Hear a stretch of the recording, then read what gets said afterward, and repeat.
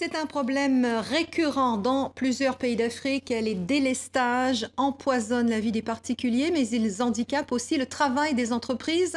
C'est le cas dans les groupes miniers, gros consommateurs d'énergie. Direction le Katanga, dans le sud de la République démocratique du Congo. C'est un reportage de l'agence France Presse, commenté par Mathieu Vendrely. Au pied du terril qui surplombe Lubumbashi, la société STL produit du cobalt et du zinc grâce à un gigantesque four. Des installations gourmandes en énergie, mais la SNEL, la Société nationale d'électricité, est incapable de fournir suffisamment. Conséquence, les coupures sont fréquentes. En cas de perte de réseau, le grand four est à l'arrêt, le four induction est à l'arrêt également, toute la production est à l'arrêt. La solution, pour l'instant, installer des groupes électrogènes ou importer de l'électricité de Zambie. Mais des réponses qui coûtent cher.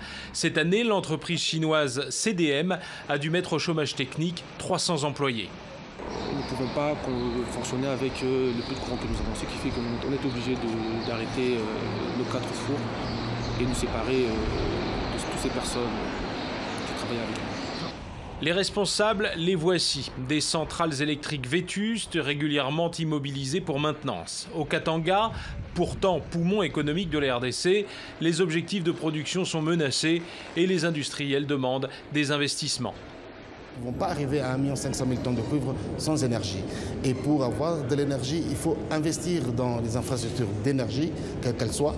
Et ces investissements se font encore attendre ou sont insuffisants pour garantir cette production. Des réparations amplement suffisantes, en tout cas selon la société d'électricité. Avec ces travaux de réhabilitation, nous pensons que dans une année, nous pourrons, la SNEL sera en mesure d'augmenter la puissance installée. Un optimisme loin d'être partagé par tous. Certains responsables politiques katangais le reconnaissent. La situation devrait s'aggraver au cours des prochains mois.